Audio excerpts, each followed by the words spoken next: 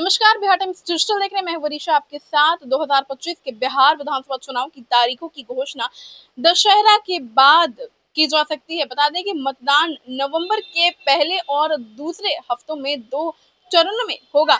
2020 के चुनाव में 3 चरणों में हुआ था। 28 अक्टूबर, 3 नवंबर और 7 नवंबर को, और नतीजे 10 नवंबर को घोषित कर दिए गए थे। सूत्रों के अनुसार आपको बता दें कि चुनाव आयोग यानी मुख्य चुनाव आयुक्त ज्ञानेश कुमार और दोनों चुनाव आयुक्त चुनाव की तैयारियों की समीक्षा की जल्द ही बिहार के दौरा करेंगे। सूत्रों ने बताया है कि चुनाव कार्यक्रम छठ और दिवाली के त्योहारों को ध्यान में रखते हुए तय की जाएंगी, जो इस वर्ष 18 अक्टूबर से 28 अक्टूबर तक चलेंगे।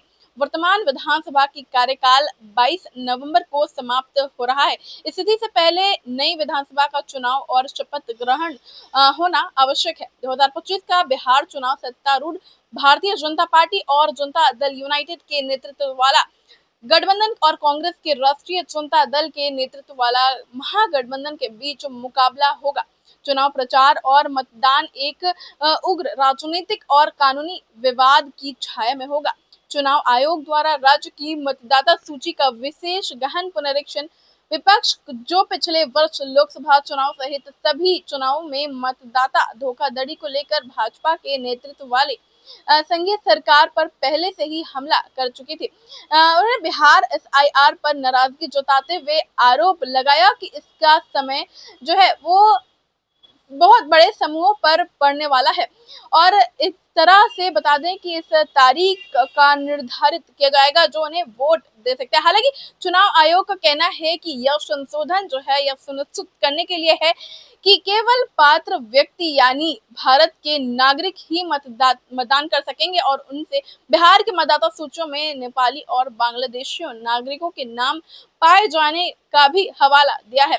बिहार एसआईआर के अनुसार बिहार में पंजीकृत मतदाताओं की संख्या 7.24 करोड़ से भी कम रह गई है। इस अभ्यास ने न केवल पहले 7.9 करोड़ था, और अब बता दें कि इसमें घट करके जो है इसमें कमी आई है। बता दें कि जिनकी मृत्यु हो चुकी है लेकिन वे सूची में बने हुए हैं, और 36 लाख ऐसे हैं जो बिहार से स्थायी रूप से स्थानांतरित हो गए हैं या फिर उनका पता ही नहीं है।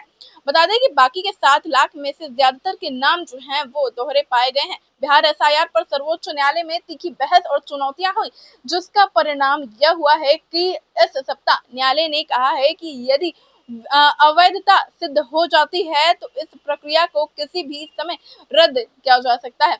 हालांकि शीर्ष अदालत ने एसआईआर को रोकने से स्पष्ट रूप से इनकार कर दिया और कहा कि संविधान के तहत चुनाव आयोग को मतदाता सूचियों को संशोधित करना और पुनः जांच करने की अनुमति है, जैसे वह उचित समझे। 2020 के चुनाव में भाजपा के नेतृत्व वाले गठबंधन को मामूली अंतर से जीत मिली थी, जिसमें महागठबंधन को 110 यानी राजद 75, कांग्रेस 19 और अन्य 16 सीटों के मुकाबले 125 सीटें जो है वो एनडीए को मिली थी, जिसमें मुख्यमंत्री नीतीश कुमार ने अपना 7वां कार्यकाल भाजपा के सहयोगी के रूप में शुरू किया, लेकिन आधे कार्यकाल के बाद उन्होंने अपने पलट गए और जाकर के महागठबंधन के साथ हाथ मिला लिया। हालांकि उस बदलाव को 2 साल बाद भाजपा से संबंध न होने की वजह से दलों को एकजुट करने के लिए इंडिया ब्लॉक की स्थापना में मदद करने के बाद नीतीश कुमार ने फिर से पाला बदल दिया और फिर से भारतीय जनता पार्टी में लौटा। तो इस साल बता दें आपको कि दिवाली और छठ के मद्देनजर जो है वो चुनाव आयोग जल्द ही इस तारीख को भी घोषित करने वाली है। आपकी क्या राय है हमें कमेंट बॉक्स में लिख के जरूर बताएं। तो फिलहाल इस खबर में तो नहीं, मिलते हैं आपसे अगली वीडियो में, तब तक के लिए धन्यवाद।